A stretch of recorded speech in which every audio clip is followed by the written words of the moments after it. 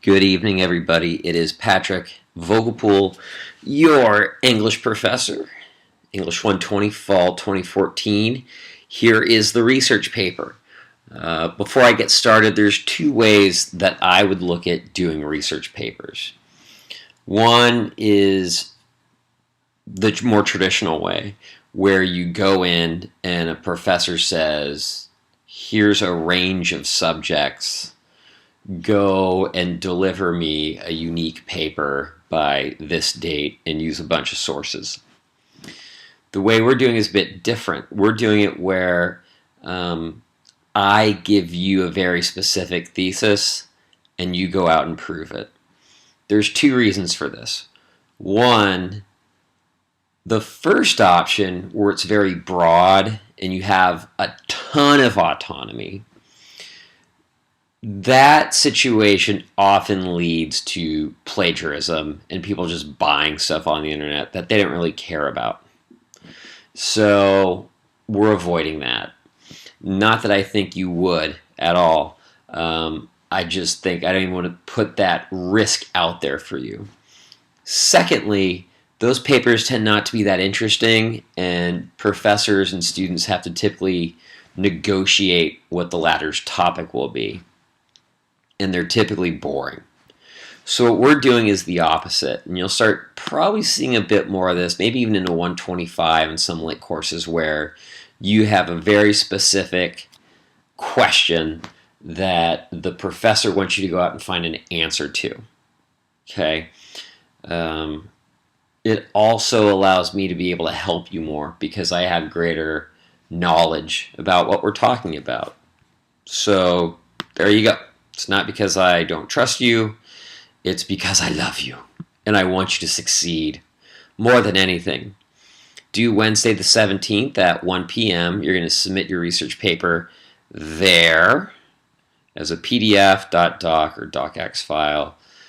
7 pages plus a works cited. No late papers will be accepted for any reason. Sorry, not going to happen. No excuses.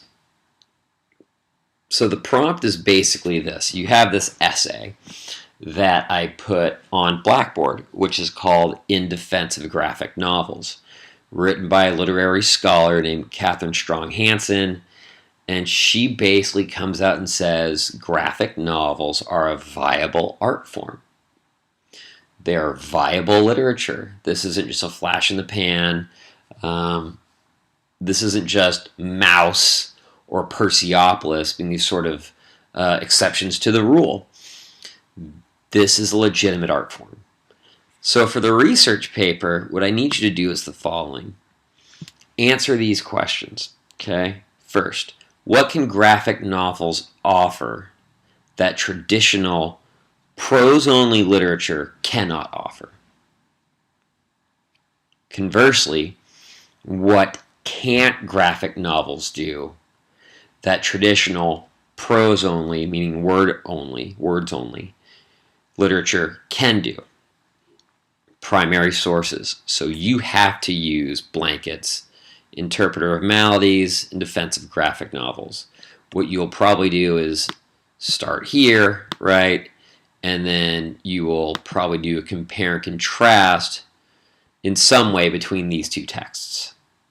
You will probably in some way end up comparing and contrasting them. Sources that you need to find.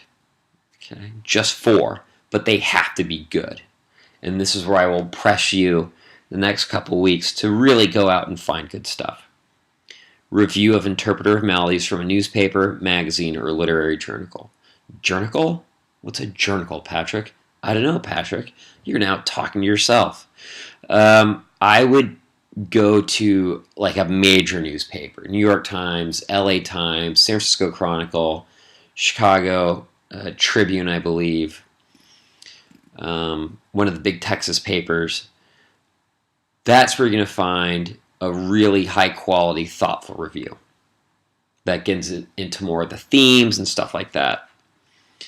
You also need to find a review of Blankets from a newspaper, magazine, or literary journal. And if you need help looking for literary journals even trying to figure out what those are, just go to the library and show the librarian the prompt, and he or she will go, I can help you.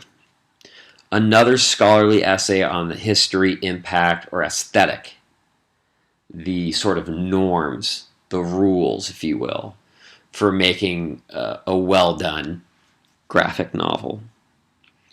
And you might even look at Professor Hanson's bibliography for that. I mean, she has some extensive research that she points out.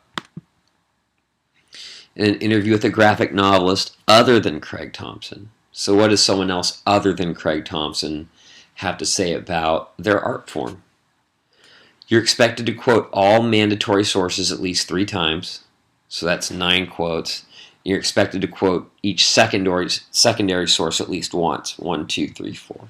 So 7 pages, 13 quotes. Okay? So now what do? I strongly suggest opening with a summary of Hanson's essay and then transitioning to your thesis. I also suggest that you scan and then paste in 2 images from blankets into your essay. Each image should take up no more than a half page. However, be sure to then analyze each image. So these images that you scan in and then copy and paste in, if you will, those count as quotes to me. Count as quotes to me. And then what you also have to think about is this. If 2 images take up an entire page, right? So half page for each. You're really down to 6 pages of writing. Grading rubric. There you go. You can look at that. More importantly, let's look at the timeline. I have to do the grammar and punctuation quiz. Golly. Okay, I'll write that for you. Let's call that next week. So this I will change. I'm going to change that. Don't freak out. You're going to email me the first draft of your thesis and works cited page by 9 p.m. That stands. The week of 12/8, you will meet with me on campus to discuss a draft of your actual research paper, so get to work.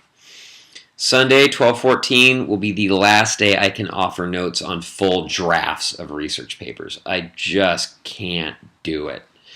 And I sort of missed that deadline. But hey, most of you missed thousands this semester, so I get 1 pass. I get 1 or 2 passes, okay? So 3 days before the paper's due is the last day I'm going to offer notes on drafts. Otherwise, I'm just going to be bombarded by the class with them. Okay? So I'll get to this. I'll get you guys a quiz. I apologize.